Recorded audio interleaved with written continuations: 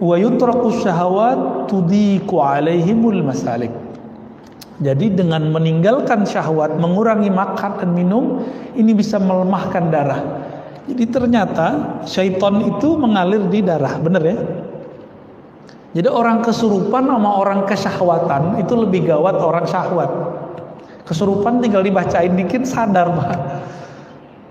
Nggak usah dibacain, kasih aja tuh bawang putih, kasih ke hidungnya, sadar itu, Pak. Ya, balik lagi kesadaran dia tuh, nggak usah dibacain aneh-aneh. Ya, nggak bisa kasih tai kucing, Pak. Pasti sadar itu, kabur itu ya. Itu versi teman saya itu. Versi jalan lain. Tapi kalau dulu kita dapat pakai bawang putih yang baunya keras, sembuh.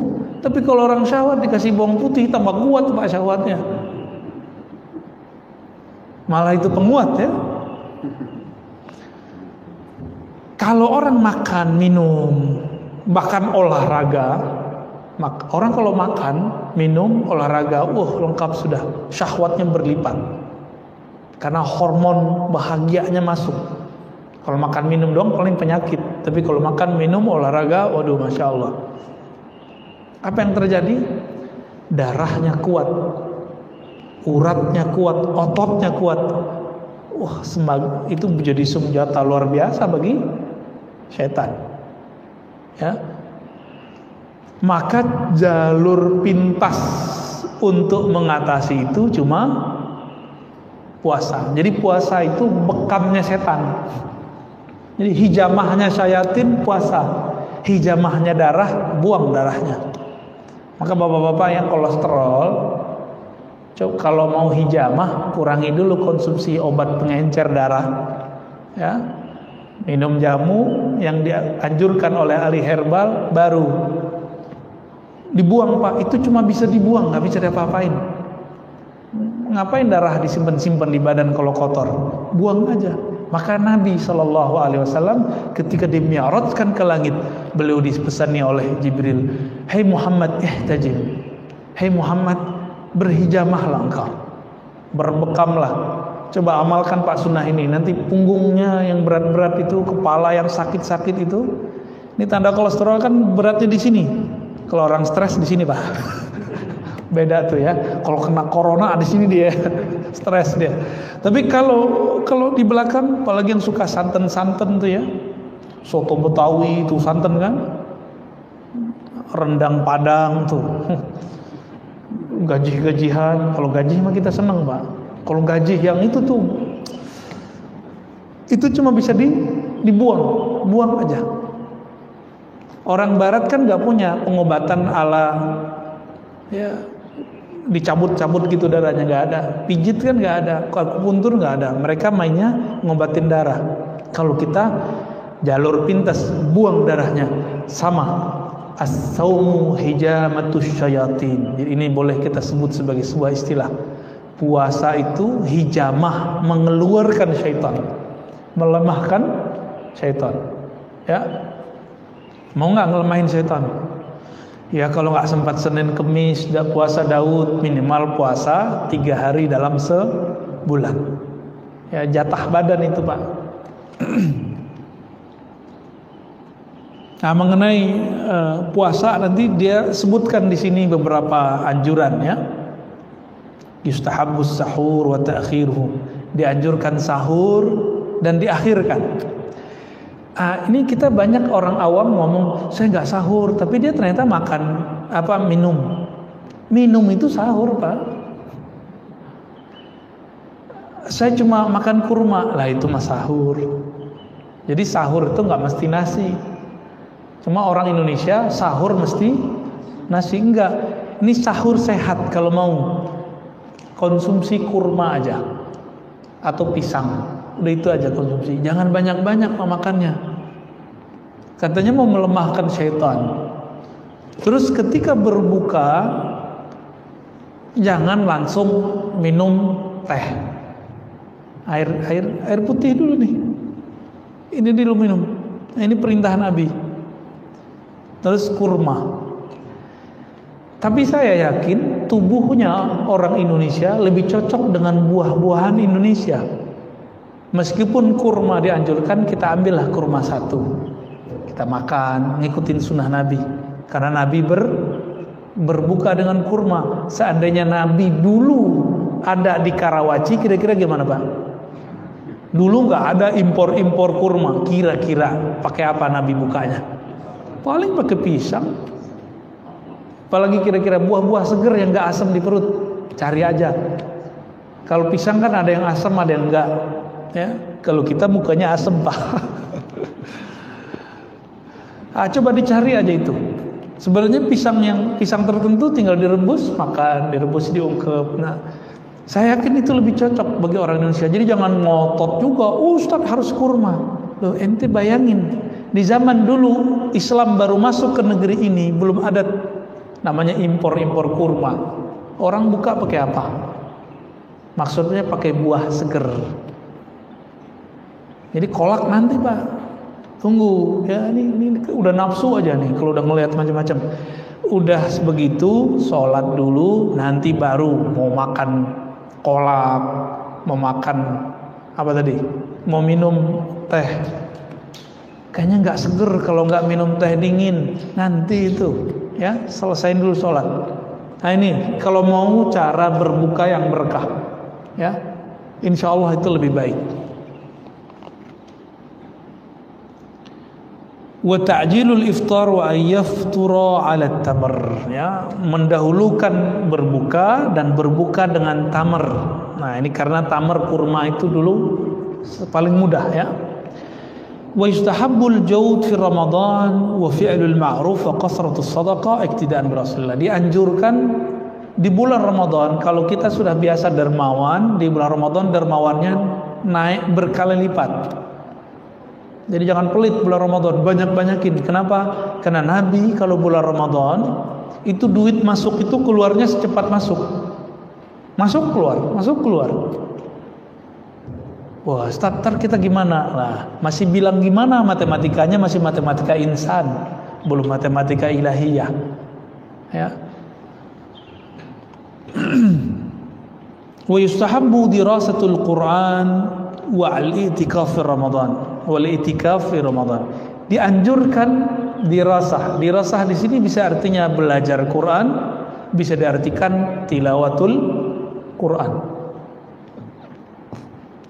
Lalu i'tikaf di akhir ya.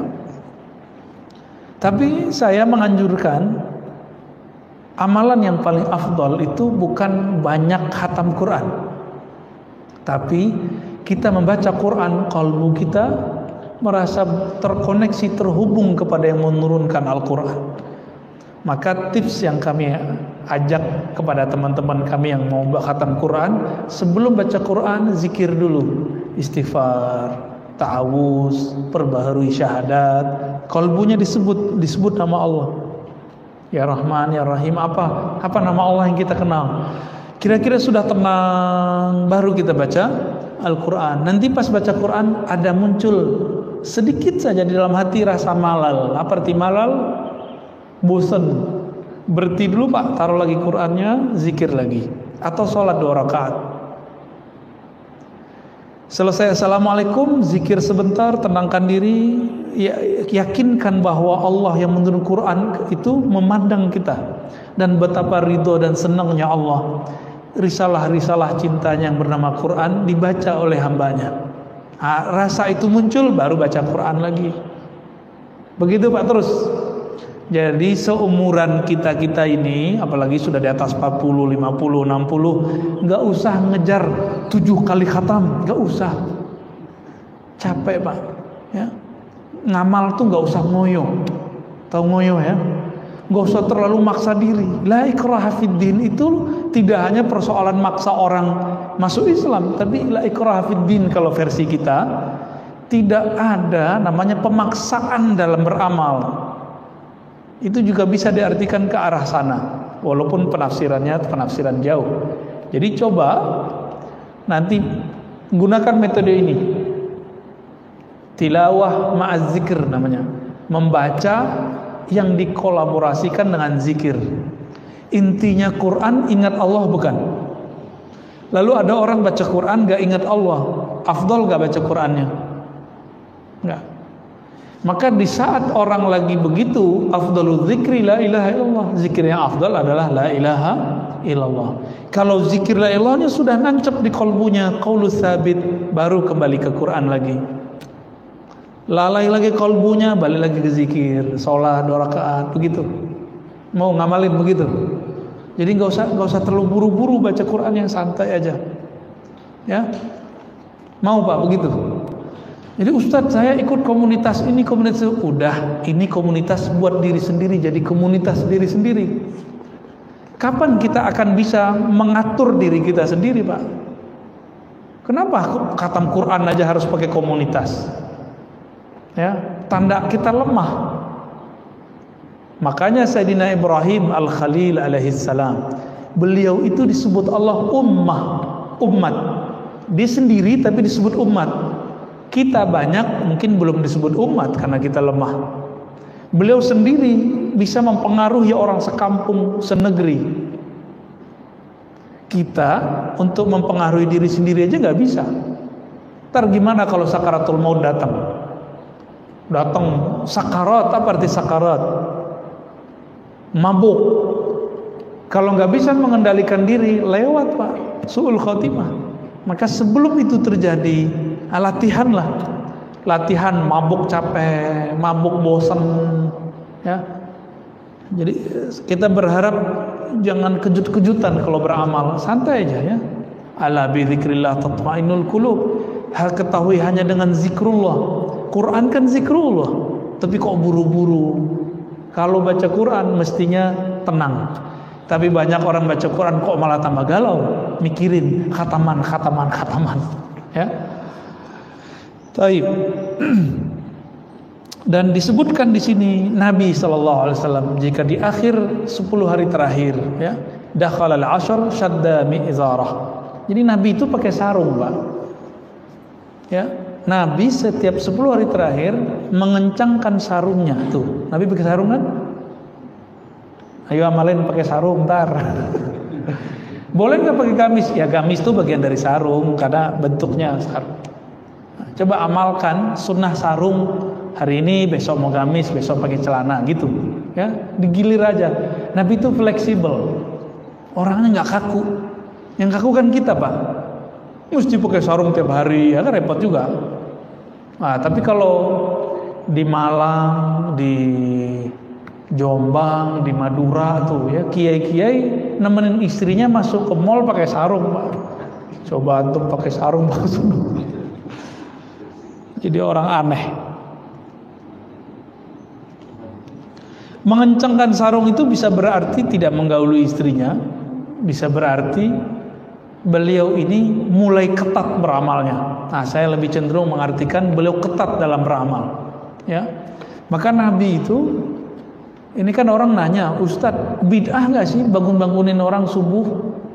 Tergantung caranya. Nabi kan disebutkan wa ayqaza ahlah. Nabi jika sudah mau beramal yang ketat tadi, membangunkan keluarganya. Bahkan Nabi itu ketuk, dulu kan belum ada mic. Masuk ke rumah, ketuk semuanya. Keluarga Nabi kan banyak, istrinya 9 waktu beliau mau wafat. Lalu anaknya, istrinya, sepupunya itu dibangunin semua. Nah, disitulah sunnahnya membangunkan orang qiyamul lail. Jadi kalau ada orang nanya, ada nggak sih dalilnya? Ini dalilnya. Dulu metodenya manual satu-satu, sekarang bisa lewat toa. Ya, bukan tua Pak ya, toa. Pakai sound, pakai mikrofon. Yang penting jangan ugal-ugalan. Ini masjid Baitullah, rumah tempat menyembah Allah. Maka ini hati-hati Pak, nanti anak-anak muda jangan sampai nggak beradab ketika dia membangunkan orang di masjid. Gimana? Nah itu nggak benar itu. Nah, diajarin. Ya, ini kasihan Pak, jangan diganggu ya. Biarin. Annahu kinayatun anil jidd wa tashmir, anil jadd wa tashmir fil amal, ya. Ini maknanya adalah mengetatkan amal. Dan bagian nomor 2 terakhir, jadi ada 2 poin lagi. Imam Ghazali yang merupakan sumber kitab ini, Imam Ghazali punya kitab Ihya diikhtisar oleh Ibnul Jauzi, Ibnul Jauzi diikhtisar lagi oleh Ibnu Qudamah Maqdisi. Membagi kelas sholat saum itu menjadi 3, dan kita nanti akan sering dengar ustadz berceramah di bulan puasa nanti mengenai pembagian ini. Tapi saya nggak mau teoritis, nanti kita langsung tunjukkan prakteknya ya. Yang pertama saumul awam, saumul umum, puasa orang umum. Puasa umum itu puasa dari makan, minum dan jima, cuma itu. Tapi matanya jelalatan, telinganya masih suka gosip, lidahnya masih suka cari lawan. Nah, maka nih aktif sosmed yang beda-beda paham udah stop dulu deh ya. Ustadz, saya nggak bertengkarnya pas puasa, malamnya saya tengkar lagi di sosmed. Ya sama aja. Tujuan puasa kan biar setelah puasa selamat. Ini habis berbuka, balik lagi dia, kambuh lagi. Nah, ini bahaya. Ini puasa orang awam. Orang awam, shaumul umum, dia berpuasa hanya untuk mengurangi makan, minum, jima. Nah, kita mau sampai tahun kapan Pak begini-begini mulu? Ya, mau nggak naik kelas? Mau? Nah, sekarang jangan cuma lapar sama dahaga, sama jima. Sekarang ditambah puasa anggota tubuh dari maksiat. Mulai puasain mata. Itu kalau buka YouTube kan ada iklannya macam-macam Pak. Berarti kurangin dulu nonton YouTube-nya ya. Saya mau nonton ustadz di YouTube, nggak usah dulu deh, tar aja, cari yang nggak ada iklannya, cari yang channel yang nggak ada berbayarnya, monetize-nya, kan bisa kita cari, kan kelihatan, ya, kelihatan ada kuning-kuningnya itu ya. Lah ustadz, saya ini mata udah bebal, belagu gaya dia ya, mata saya sama aja yang buka menutup, saya nggak percaya. Ya, kiai aja lewat, barsiso aja lewat, masa ente nggak kuat, masa ente kuat gitu. Jadi kalau ada orang bilang bagi saya sama aja, orang buka-bukaan sama tutup-tutupan, wallahi ini nggak mungkin, ya nggak mungkin. Dulu kita di Istiqlal, pas keluar naruh sendal, saya kan pernah cerita, ya. Pas di samping saya ada juga yang ngambil sendal, tapi masya Allah Pak, badannya masya Allah, ini kelihatan juga sama saya sekali. Tapi yang melotot matanya itu si penjaga sendal. Kita dicuekin sama dia, kita mau ngambil sendal nggak didengar sama dia. Akhirnya kita tegur, mas sendalku. Gitu amat sih ngeliatin orang. Iya di rumah gitu-gitu aja katanya. Masya Allah. Itu udah di masjid Pak. Maka di masjid, bahkan di Masjidil Haram, banyak yang modus sengaja nyenggol-nyenggol orang India, ya, cewek-cewek Turki yang bening-bening. Jadi setan itu mau di depan Masjidil Haram tetap aja setan, ya. Orang bersyahwat di depan sama aja. Memang begitu, tabiat badan kita begitu. Kita nggak akan munafik dalam masalah itu. Sama kita semua. Bedanya ada orang yang tahu cara mengendalikannya, atau ada yang kalau terjebak dia tahu jalan pulangnya, dia tahu cara sadarnya. Itu aja bedanya. Maka yang afdol itu memang kalau ke Masjidil Haram kita puasa Pak. Jadi nggak berani, wah nggak enak, gitu ya. Sering istighfar jadinya. Nah, ini namanya puasa khusus. Jadi puasa khusus ini, kalau khusus bahasa Arab artinya istimewa. Tadi puasa orang awam. Kalau sudah naik ke puasa yang istimewa, itu anggota tubuh ikut puasa. Itu dia bahagia itu Pak. Ya, Allah mandangnya sudah ridho. Itu puasa udah langsung diterima. Langsung diterima tuh. Ustadz gimana kalau sesekali kelewat juga? Kan kita bisa istighfar. Ini loh uniknya. Orang kalau belum sampai ke taraf ini, dia nggak tahu kalau tobat istighfar itu ada tingkatannya. Ada puasa dari dosa zahir, ada puasa dari dosa batin. Ini baru dosa zahir nih. Cobain Pak, ya. berpuasa dari dosa yang zahir, mata yang jelalatan, mata yang memandang orang rendah, telinga yang mesti suka gosip. Bahkan untuk mendengarkan kajian-kajian perdebatan kurangi, nanti jantung kita nipas dia, bener nggak?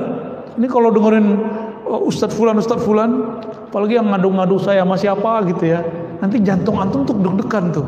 Coba itu nggak usah ditonton dulu. Ini yang buat video ngadu-ngadu orang, ente stop dulu deh bulan puasa. Ya, ini kan banyak yang hobi. Ada yang motong-motong video, ya masya Allah. Kalau motongnya nggak bener, saya nggak tahu tuh hisapnya ntar gimana di sana ya. Ada yang di atasnya istimewa, khususul khusus, begitu di kitabnya. Apa kata beliau? Nah ini agak berat bahasanya.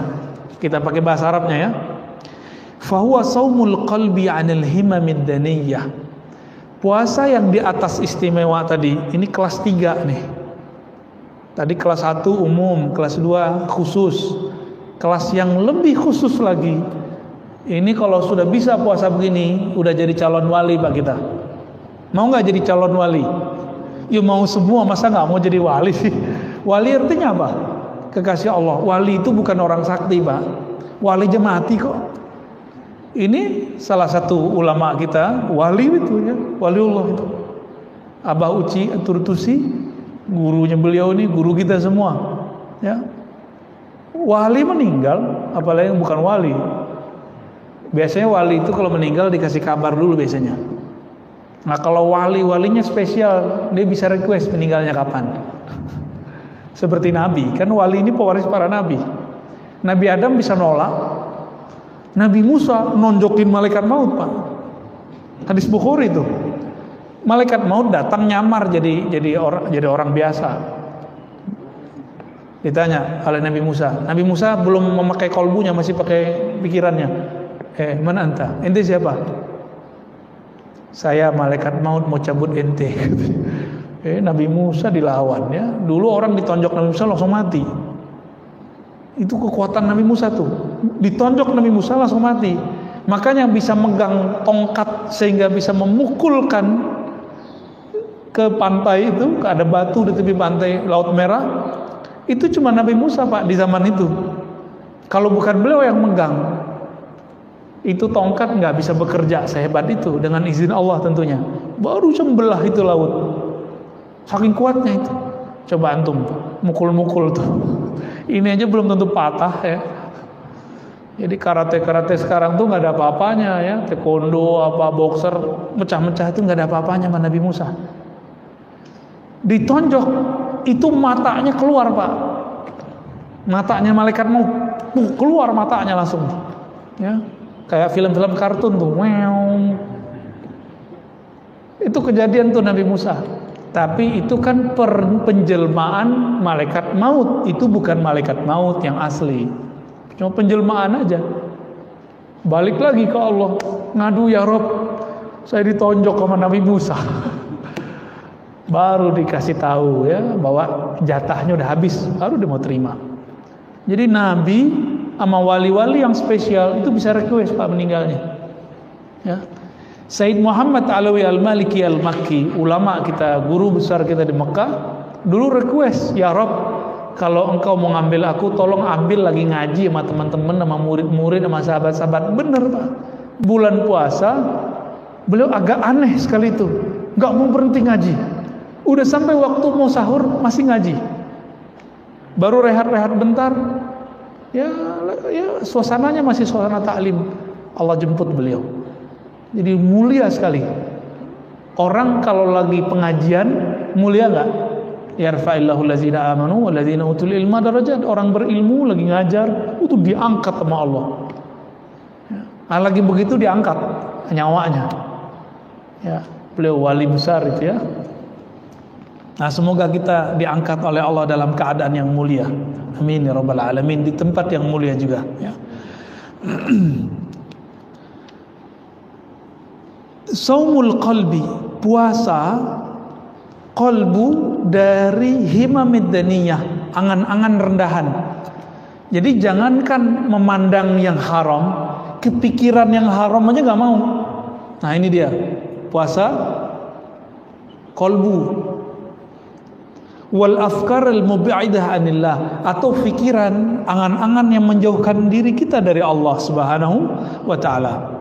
Wa kaffuhu amma siwallahi taala bil kulliyah, lalu menahan hati supaya tidak berpaling kepada selain Allah. Berarti puasanya orang-orang yang khusus ini itu sudah masuk kepada puasa dari kelalaian kolbu. Bagi mereka puasa rohaninya rusak kalau kolbunya lupa mengingat Allah. Maka saya ingat dulu waktu masih kecil, umur 12 tahun, saya datang ke salah satu guru saya yang ahli zikir. Apa kata dia? Ente tahu nggak bocah? Wali Allah itu kalau lupa sedetik saja, satu nafas saja mengingat Allah, mereka tobat. Dulu nggak kebayang, Mbak. Maksudnya apa? Dikata guru kita. Pas baca kitab Imam Ghazali, faham kita. Oh ini ternyata maksudnya. Jadi puasa mereka tidak hanya sekelas makan, minum ditahan, jima ditahan, syahwat ditahan, enggak.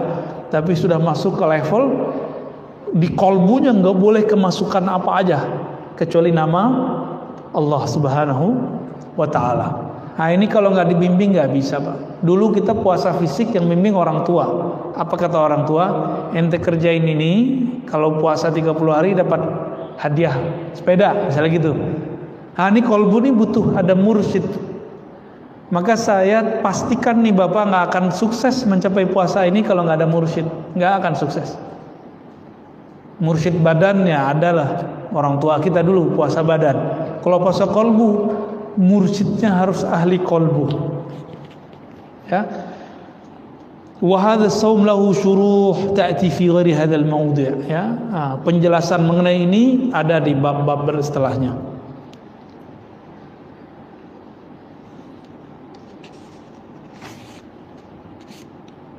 Nah, ini penjelasannya banyak. Kita langsung ke persoalan terakhir. Bolehkah puasa dahar? Dahar itu bukan dahar bahasa Jawa sama Sunda. Dahar bahasa Sunda apa? Makan. Puasa kok makan. Dahar itu artinya sepanjang masa, kecuali di waktu yang diharamkan. Boleh nggak puasa begitu? Boleh. Nah, karena ada sekarang yang bilang nggak boleh. Kita cek. Ini kan beliau manhajnya salaf. Kita cek Pak ya. Manhaj ulama yang ngikut salaf bolehin apa enggak?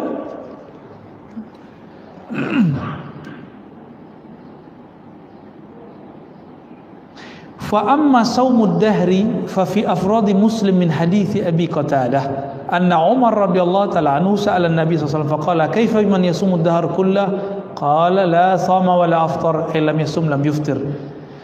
Jadi Umar pernah konfirmasi ke Nabi tentang puasa dahriyah, puasa setiap hari. Kata Nabi, ya nggak apa-apa, dia tidak berpuasa, tidak berbuka, lam yasum wa lam yuftir. Wa hadha mahmulun ala man sarada shaum fil ayyam al-manhi. Tapi dilarang jika apa? Jika dia berpuasa di hari yang terlarang, maka dikatakan la shoma wa la aftara. Ya.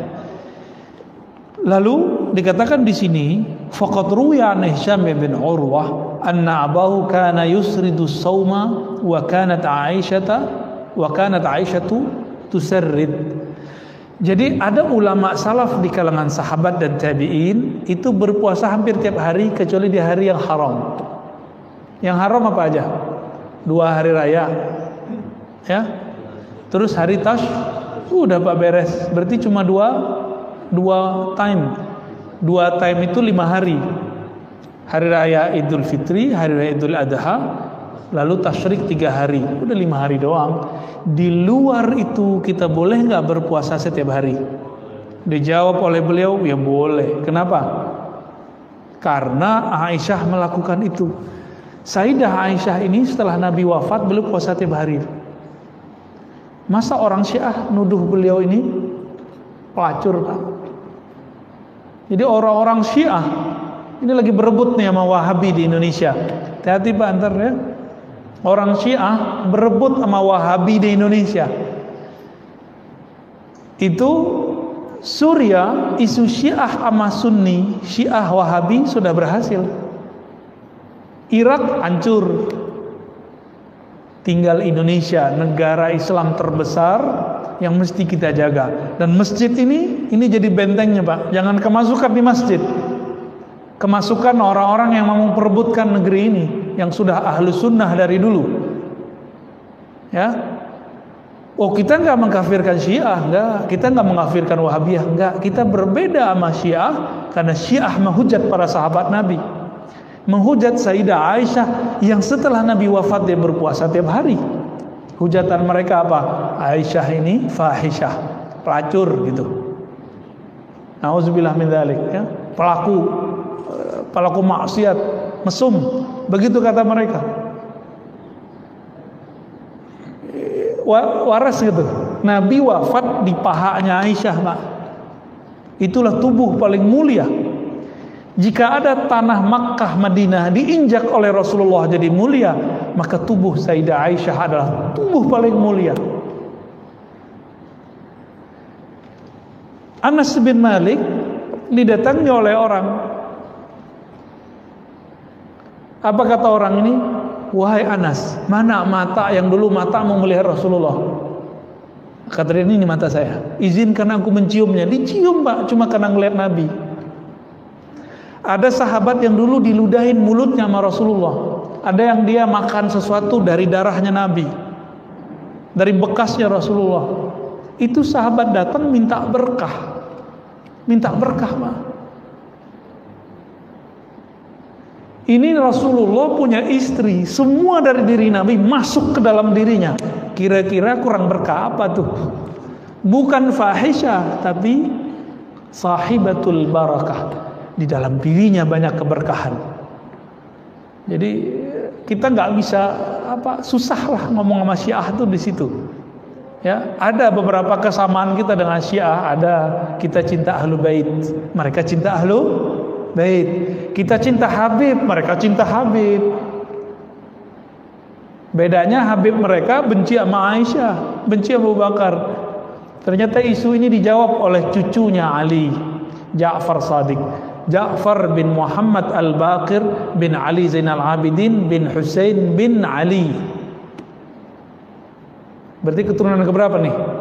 5. Ja'far ini punya ibunya keturunan Abu Bakar. Kalau ada sekarang keturunan Husain, keturunan Hasan, khususnya keturunan Husain, keturunan Ja'far, mencaci maki Abu Bakar As-Siddiq sama dia mencaci maki kakeknya dari jalur neneknya. Ja'far punya ibu keturunan Abu Bakar As-Siddiq. Kira-kira gimana? Ya, jelas Pak, kita jelas. Tapi saya dituduh Syiah apa sama orang? Kira-kira kita marah nggak? Ya nggak marah, kita ketawa aja. Berarti yang nuduh nggak ngerti Syiah itu apa. Ya, dia punya konsep tasawuf itu Syiah. Kak saya kan bertasawuf. Belajar maksudnya, saya bukan sufi Pak, cuma gemar suka belajar kitab tasawuf, ya, berziarah ke orang tasawuf, ngaji kepada ahli tasawuf. Sayanya belum sufi, masih jauh.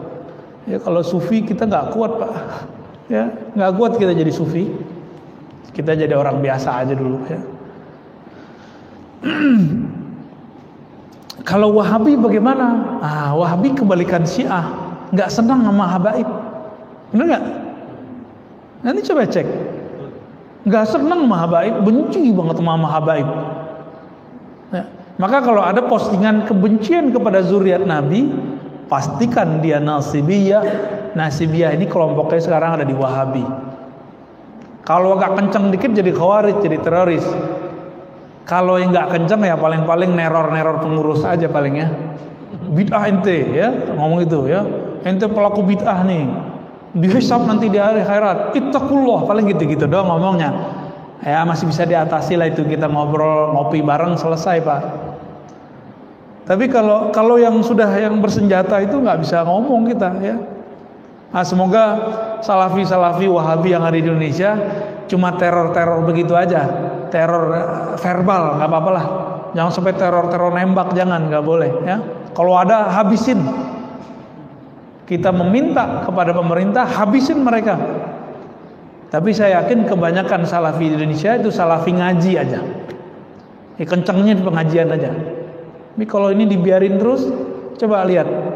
Si Ustadz A, Ustadz Fulan udah mulai menentang lagu Indonesia Raya, benar nggak? Bagi dia Indonesia Raya itu tauhid, Pancasila tauhid. Ini kan ambigu, nggak boleh melawan pemerintah, tapi dia anti sama konsep falsafah pemerintah. Ambigu dari kepalanya, ambigu. Ya manhaj ambigu inilah yang sekarang diminati oleh orang-orang baru ngaji. Ya, kita lama ngaji tapi berasanya kayak baru ngaji juga ya. Sayyidah Aisyah radhiyallahu taala anha, beliau puasa hampir tiap hari. Jadi kalau antum mau bilang ini bid'ah, wah istri Rasulullah bid'ah dong. Berani bilang istri Rasulullah bid'ah. Urwah ini masih keluarganya Aisyah, itu puasa hampir tiap hari. Dia sanadnya ke Sayyidah Aisyah. Utsman juga sama. Anas bin Malik bercerita Abu Thalhah itu berpuasa 40 hari. Izzuddin bin Abi Salam pernah puasa, nah ini puasanya agak aneh, nggak makan minum 40 hari 40 malam, nggak makan minum. Izzuddin bin Abi Salam lagi tengkar sama Brahmana, biksu, adu kesaktian mbak. Izzuddin muridnya Abul Hasan Syazili, qaddasallahu sirrahu, ya, murid wali Allah besar, Al-Kutub Asy-Syahir, ya, Al-Ghawthul A'zam Abul Hasan Syazili bersembayambara, ya, kalau engkau bisa masih hidup selama 40 hari 40 malam gak makan gak minum, maka aku dan pengikutku ikut kamu. Begitu mereka buat MOU-nya. Hari ke-39 biksunya mati. Sedangkan Abul Hasan Syazili masih sibuk dengan nama Allah, ya Hayyu ya Qayyum, ya Hayyu ya Qayyum, masih hidup dia, ya.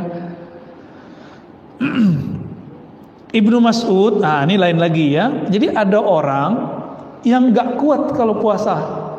Dia cocoknya ngapain? Dia nggak berpuasa sehingga dia kuat khatam Quran, dia kuat ngajar, dia kuat sholat. Nah, di antaranya adalah Sayyidina Ibnu Mas'ud. Ibnu Mas'ud ini khataman Qurannya banyak. Maka beliau caranya makan. Jadi beliau ini syahwatnya jadi taat, kalau kita syahwatnya jadi maksiat. Ini beda aja sama Ibnu Mas'ud, ya. Nah, maka di sini jika boleh kita sebut, tinggal antum pilih di luar bulan Ramadan. Jika memang berpuasa itu lebih nyaman, puasa sebanyak-banyaknya. Jika dengan tidak berpuasa kuat tahajud, kuat sholat, kuat silaturahmi, kuat ngajar, kuat mencari nafkah, ya ikutin itu, ya. Dan luruskan niat kita berpuasa bukan pengen naik pangkat, anaknya biar baik, bukan, kerjaannya lancar, enggak, tapi berpuasa lillahi ta'ala, ya. Maka benarlah hadis tadi yang pembukaan kita, as-saumuli, puasa itu hanya karenaku. Di luar itu puasanya sama kayak biksu, sama kayak pendeta di luar kita, sama kayak orang-orang kanuragan. Puasa kita bukan puasa itu, puasa kita karena Allah Subhanahu wa ta'ala. Semoga kajian ini adalah prakondisi kita sebelum masuk Ramadan. Allah terima puasa kita di bulan ini, Allah panjangkan umur, Allah pertemuankan kita dengan Lailatul Qadar, amin ya rabbal alamin. Gimana Pak, udah? Mau ada tanya jawab? Mau debat? Ya, fadal.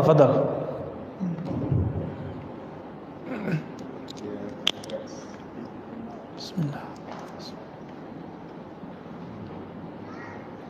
Assalamualaikum. Waalaikumsalam. Silakan, ada yang mau bertanya? Mumpung jelas. Oh, yang pakai celana nih. Ya, silakan Mas. Mengenai penyakit hati.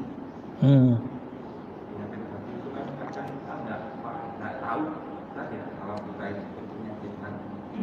Kan orang sekitar kita, pasangan kita, anak kita yang bisa nggak kita Diagnosa. diagnosa. Ya. Yang pertama, terus yang kedua, bertanya. Yang kedua, kenapa setelah terhadap amal kita malah nggak seperti belakang turun. Ya. Ya. Cara medical check up terhadap kolbu gitu ya. Jadi ada cara awal sebelum kita berguru kepada ahli kolbu, ada cara ceknya. Ini saya perlu nggak nih berguru kolbu saya ini? Cara ceknya gampang. Zikir iku kayak orang Jawa. Zikir itu bikin tenang bukan? Antum zikir nggak dapat tenang, berarti kolbunya ada penyakit. Oke, satu. Sholat itu lezat nggak? Sholat itu paling lezat Pak. Dari semua amalan yang ada, sholat itu paling enak. Sholat tuh ngedet kalau bahasa kitanya, ngedet sama Allah, ngedet sama kekasih, seneng nggak? Seneng banget kita. Ya. Maka itu waktu ditunggu-tunggu. Tapi kalau sudah malas nunggu waktu sholat, berarti kolbunya ini mulai penyakit. Tapi ada yang kadang berpenyakit, kadang sehat. Saya yakin yang hadir subuh ini merindukan subuh, bener gak nih? Kayaknya nggak juga ya. Merindukan subuh gak sih? Ini kabar gembira aja. Antum yang merindukan subuh itu nurul barakat, nurul keberkahan lu masuk tuh ke kolbu tuh dari kemarin, dari tahun-tahun sebelumnya. Itu Pak, suasana itu yang bikin kita rindu setiap subuh. Rindu aja buat subuh. Nanti kalau mau mendapatkan keberkahan yang lebih mantap, ketika keluar rumah kan masih gelap tuh, jangan jalan nyelonong aja, lu doa dulu, pandang langit. Ini torikohnya Imam Ghazali ini kan Imam Ghazali yang punya kitab ini aslinya. Pandang langit. Orang-orang yang biasanya sumpek ya, capek ngurusin keluarga, kerja, pandang pak langit. Coba biasakan mata ini ngeliat bintang, bulan, gelap, itu nikmat sekali ya. Lalu berdoa. Apa doanya? Pertama, Rabbana ma khalaqta hadza batila. Yang ada dalam surat Ali Imran itu 10 ayat terakhir. Ya Allah, ini tidak sia-sia. Pasti ada rahasianya. Ya. Terus apa lagi? Dalam hadis Nabi kita dianjurkan berdoa. Kalau bahasa Indonesianya lebih gampang ya, nggak usah pakai bahasa Arab sebenarnya. Allah kan bisa semua bahasa. Ya Allah, sumber cahaya, berikan cahaya itu ke dalam kolbuku. Alirkan itu dalam darahku, dalam dagingku, dalam kulitku, dalam rambut-rambutku, di depanku, di belakangku, kanan kiriku, atas bawahku. Penuhi aku dengan cahaya. Jalan Pak kita, sallallahu alaihi Muhammad. Bawah itu sallallahu alaihi Muhammad. Apa kata Nabi? Orang-orang yang berjalan di gelap malam hari ketika berangkat subuh, Allah akan terangi nanti dia di jalan Siratal Mustaqim. Maka orang-orang yang rajin di sholat subuh ke masjid, itu dia melihat Siratal Mustaqim itu terang, Pak. Apa makna lain di situ? Siratal Mustaqim itu gelap. Maka wajar orang jalan jatuh, orang jalan terperosok karena gelap. Jadi jangan dibayangkan Siratal Mustaqim itu cuma seperti cerita orang tua-tua dulu, rambut dibelah 7, itu ada hadisnya juga. Ini rambut tapi kecil sekali, itu bagi orang yang tadi nggak punya amalan subuh. Kalau subuh udah beres, biasanya zuhurnya gampang, asarnya gampang, maghribnya mudah, tunggu isya'nya. Isya itu latihan munafik sama nggak munafik. Tapi jangan bilang tetangga kita nggak datang isya nih, makanya munafik. Nggak begitu. Hadis itu untuk kita. Nah, sholat isya terasa apa? Terasa berat atau terasa rindu nggak sama sholat isya? Kalau ada perasaan masih berat mau sholat isya, berarti kolbu ada sakitnya, ada penyakitnya.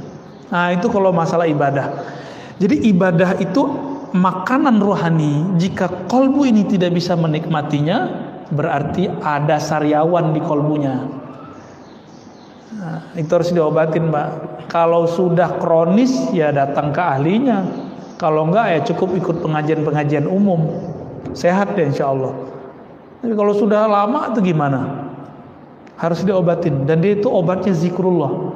Zikrullah ini resepnya ada pada ahli Qalbu itu sebabnya ahli zikir itu kalau lagi menerapi murid itu zikirnya sekian kali, itu lagi terapi itu. Bukan buat agama baru, bukan. Ya. Dan ciri karakter yang kedua, nah ini karakter batinnya. Kalau tadi kan kita ke dalam, sekarang keluar. Saya ngelihat ada orang dapat rezeki, perasaan gelisah, Pak. Nah ini berarti kolbunya penyakit tuh. Sama-sama kerja, sama-sama masuk satu tim, dia dipromosikan, kita enggak, dia naik gaji, kita enggak, ada perasaan gelisah. Ini beda 100.000, 500.000, 1 juta aja di kantor itu rame loh Pak. Dalam hati itu bisa berkecamuk gitu, bener nggak? Tuh pengalaman nih kayaknya ya, yang dulu pernah ngantor lah, pernah jadi karyawan dulu, pasti ngerasain yang saya maksud. Maka emang enak kalau bukan karyawan Pak ya. Jadi nggak tahu apa yang terjadi di luar. Bapak Ibu Saudara ikhwan akhwat fillah, itu namanya penyakit iri. Penyakit iri. Penyakit iri itu obatnya cuma zikir la ilaha illallah. Tiada yang mengirim rezeki kecuali Allah. Allah mungkin nggak salah kirim rezeki. Nggak mungkin. Malaikat mungkin nggak salah sebut nyawa Pak. Nggak mungkin. Jadi nggak usah khawatir sama masalah-masalah yang begitu ya. Baik. Yang kedua tadi apa pertanyaannya? Oh ya, kenapa setelah Ramadan kita kok kayak nurun gitu ya? Karena sebelum Ramadan kita tidak pernah istiqomah beramal. Maka Imam Ibnul Jauzi menukil amalan ulama salafus soleh. Dulu ulama salafus soleh itu mulai rajin itu bulan Rajab, mulai istiqomah itu Sya'ban, Ramadan itu tinggal metik, Syawal ditingkatkan. Maka Syawal itu kan artinya tarqiyah, bulan peningkatan, naik semua itu. Jadi kenapa di bulan Syawal kok turun? Karena kita Rajab dan Sya'ban nggak ada. Jadi orang awam seperti kita ini sering menganggap bulan puasa ini bulan belenggu. Padahal yang dibelenggu kan setan, bukan kita Pak. Kecuali kita nih setan. Maka girang sekali kalau sudah hari raya, alhamdulillah nanti bisa makan lagi banyak-banyak. Alhamdulillah nggak ada lagi sholat taraweh. Itu kan nafsu dia semacam apa ya, dia happy. Tapi kalau kolbunya sudah hidup, justru sedih. Makanya orang dengerin takbir itu sedih Pak, bukan karena nggak pulang kampung. Aduh, nggak boleh ya. Tapi ingat kampung kan pas takbiran. Ingat masa kecil bawa obor, bid'ah kata kawan kita sebelah. Kesedihannya orang yang ahli kolbu, yang puasanya sudah khususul khusus, istimewa di atas istimewa, bukan karena dia ingat masa kecilnya, tapi dia sedih karena ruhnya tidak makan senikmat di bulan Ramadan. Itu sedihnya, ya. Maka dulu saya habis iktikaf itu, kan dulu hampir setiap tahun saya iktikaf, alhamdulillah. Pas corona kita iktikaf from home kemarin ya. Tapi insya Allah nanti ini kita iktikaf lagi nih, insya Allah di masjid masing-masing aja lah, ya. Kasih tinggal buat jarak ya kalau khawatir. Nanti kita kasih Pak panduan amalannya, ntar saya kirim ya.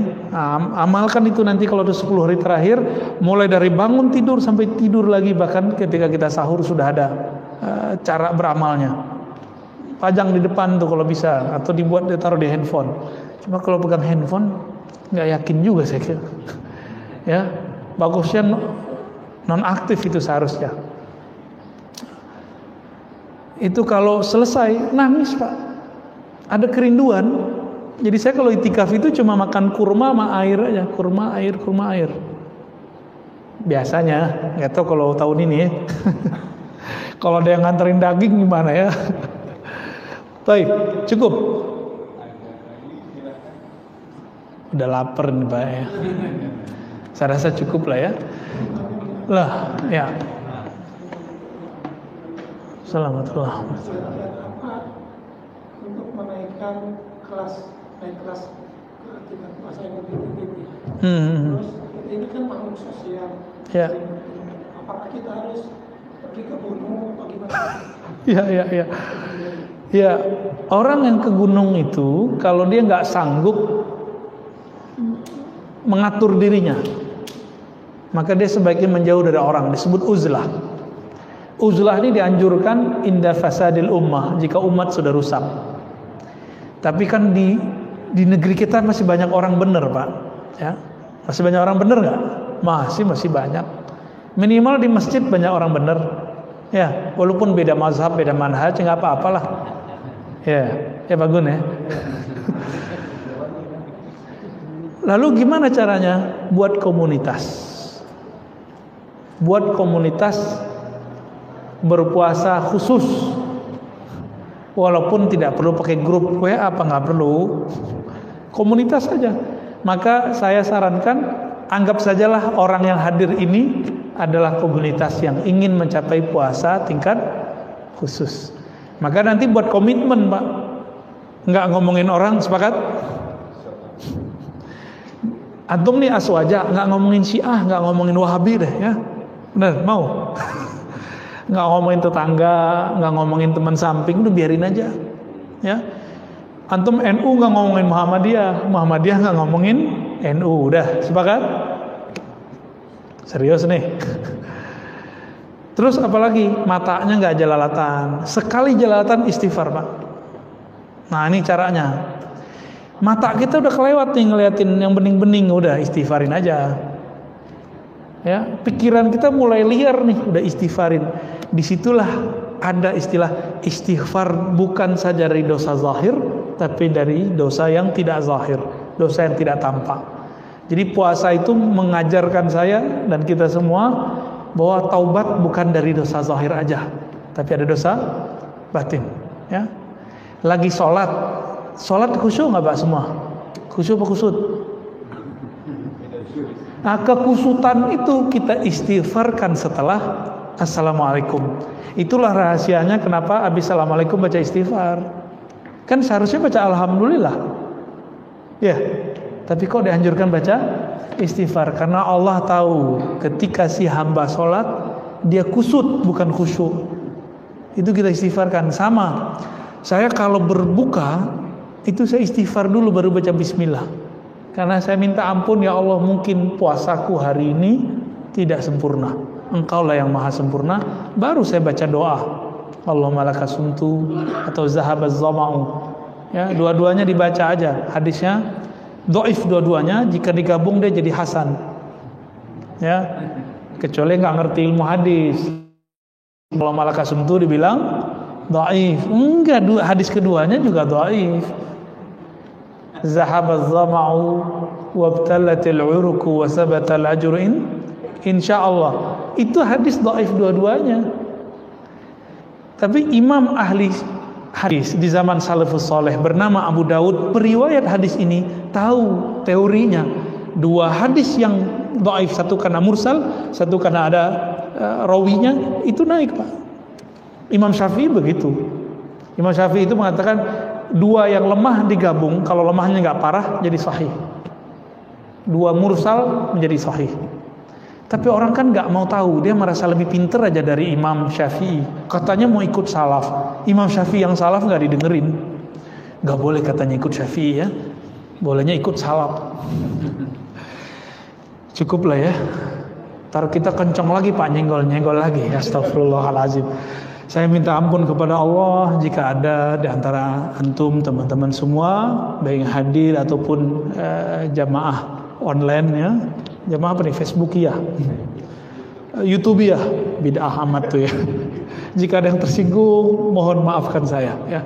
Saya tidak berniat untuk menyinggung, cuma nyentil-nyentil biar kita penasaran lagi sama ilmu, ya. Saya juga masih nyentil diri saya sendiri karena saya tidak sempurna. Mohon maaf atas segala kekurangan, kesalahan. Semoga Allah menerima kita. Amin rabbal alamin. Subhanakallahumma wa bihamdika asyhadu an la ilaha illa anta astaghfiruka wa atubu ilaik. Allahumma waffiqna bil lailatul qadar wa sallallahu ala nabiyyina Muhammad walhamdulillahi rabbil alamin. Assalamualaikum warahmatullahi wabarakatuh.